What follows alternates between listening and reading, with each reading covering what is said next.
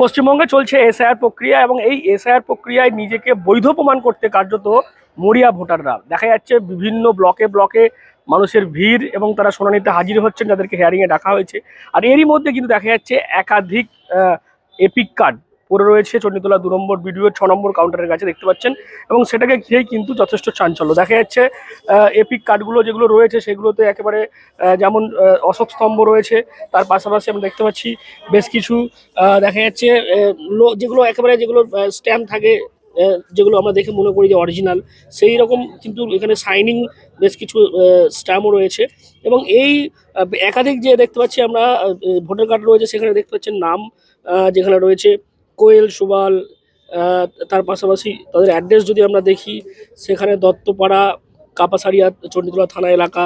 তার পাশাপাশি দেখা যাচ্ছে আরও একটি যদি দেখি সেখানে দাস জিতেন্দ্রনাথ, এরকম বেশ কিছু নাম রয়েছে দেখতে পাচ্ছেন, মুন্না, পাঞ্চাকরি, এরকম বিভিন্ন নাম রয়েছে এবং সেগুলো মূলত চণ্ডীতলা এলাকারই। দেখা যাচ্ছে কাপাসারিয়ার একাধিক, ইনি হচ্ছেন ঘরা কল্পনা, এরকমই কিন্তু একাধিক এপিক কার্ড, সেগুলো 6 নম্বর কাউন্টার, সেখানে শুনানি চলছে এবং তার পাশে পড়ে রয়েছে এবং সেটাকে ঘিরে চাঞ্চল্য তৈরি হয়েছে, রাজনৈতিক চাপানোতর চলছে। কারণ আমরা এর আগে দেখেছি যখন এসআইআর শুরু হয় তার আগে বিভিন্ন জায়গায় একাধিক আধার কার্ড এবং ভোটার কার্ড পাওয়া নিয়ে রাজনৈতিক জল্পনা তুঙ্গে ছিল। এখানে দেখছি বেশ কিছু যেখানে লাইনে ছিল বেশ কিছু ভোটার কার্ড পড়ে রয়েছে না? এখানে ভোটার কার্ড পড়ে আছে, তো ওটা অরিজিনাল দেখে মনে হচ্ছে, তবে কিসের জন্য আমরা ওটা বলতে পারছি না। না না, আমরা তো জানি না, আমরা তো এখানে নতুন রাজ্যে এসেছি। হিয়ারিং হয়েছিল। কি কারণে ডাকা হয়েছিল?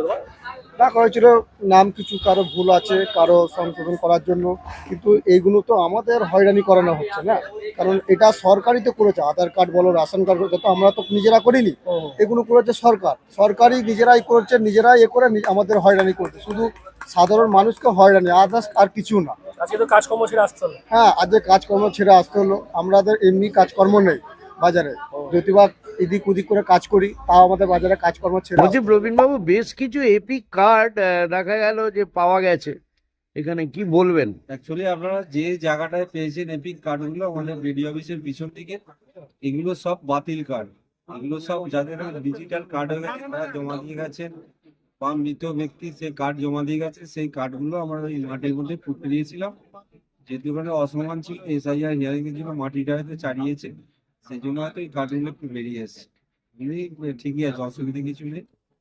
মানে ওই কার্ডগুলো ভ্যালিড নয় বলছেন? ভ্যালিড নয় কার্ড, এগুলো কোনো ভ্যালিড নয়, আচ্ছা। সব ডিজিটাল কার্ড বেরিয়ে গেছে। আচ্ছা, অ্যাকচুয়ালি যেহেতু ওর মধ্যে অশোক স্তম্ভ আছে, কার্ডগুলো তো পোড়ানো যায় না, যেন আমরা মাটির মধ্যে দিয়ে দিয়েছিলাম। দু একটা ওরকম বেরিয়ে এসছে, আপনারা তো সেইগুলোই চোখে পড়েছে, এটা এর বাইরে কিছু না। আচ্ছা, আচ্ছা, আচ্ছা। মানে এতে মানুষের কিছু না না, কোনো মানুষের কোনো কিছু অসুবিধা নেই। মানে এটাই ফ্যাক্টর, এটাই ছোট। আপনার নাম? আমার নাম প্রবীণ ঘোষ, আমি 2 নম্বর পঞ্চায়েত সমিতি জনস্বাস্থ্য কর্মকর্তা। চণ্ডীতলা 2 নম্বর পঞ্চায়েত সমিতির জনস্বাস্থ্য কর্মাধ্যক্ষ প্রবীণ ঘোষ জানিয়েছেন, এই যে কার্ডগুলো মূলত পাওয়া গিয়েছে বিডিও অফিসের পিছন দিকে, একসময় সেখানে এগুলোকে পুঁতে দেওয়া হয়েছিল। কারণ এই যে অশোক স্তম্ভ, সেটাকে কখনোই মানে যে কার্ডে বা যে জায়গাতে থাকে সেটাকে পোড়ানো যায় না, সেই কারণে তাকে মাটিতে চাপা দেওয়া হয়েছিল। কিন্তু যেহেতু বর্তমানে এখানে শুনানির কাজ শুরু হয়েছে, তাই কোনো কারণে সেখান থেকে সেই এপিক কার্ডগুলো উঠে এসেছে এবং সেটা নিয়েই একটা দেখা যাচ্ছে চাঞ্চল্য। তবে যদিও এতে ভয় পাওয়ার বা কোনো রকমভাবে চিন্তিত হওয়ার কোনো কারণ নেই, এগুলোকে আবার এখান থেকে হয়তো পরে সরিয়ে দেওয়া হতে পারে, এমনটাই প্রবীণ ঘোষ জানিয়েছেন। এতে কিন্তু ভোটারদের কোনো ভয় নেই, কারণ এগুলো যেহেতু আগের এপিক নাম্বার, সেগুলো চেঞ্জ হয়ে নতুন এপিক নাম্বার ইতিমধ্যেই সংশ্লিষ্ট ব্যক্তিরা সেই ভোটার কার্ড পেয়ে গেছেন। তাই এই ভোটার কার্ডের সঙ্গে বর্তমানে এসআইআর প্রক্রিয়ার কোনো ভয় নেই, এগুলো যেহেতু রিজেক্ট বা বাতিল হয়ে গেছে সেই কারণেই সেগুলোকে ফেলে দেওয়া হয়েছে। আপনারা কি বলুন এই বিষয় নিয়ে? অবশ্যই কমেন্ট বক্সে। এরকম আরও খবর পেতে নজর রাখুন ডিএনএন বাংলায়। ডিএনএন বাংলা, সবার মনে সবার ফোনে।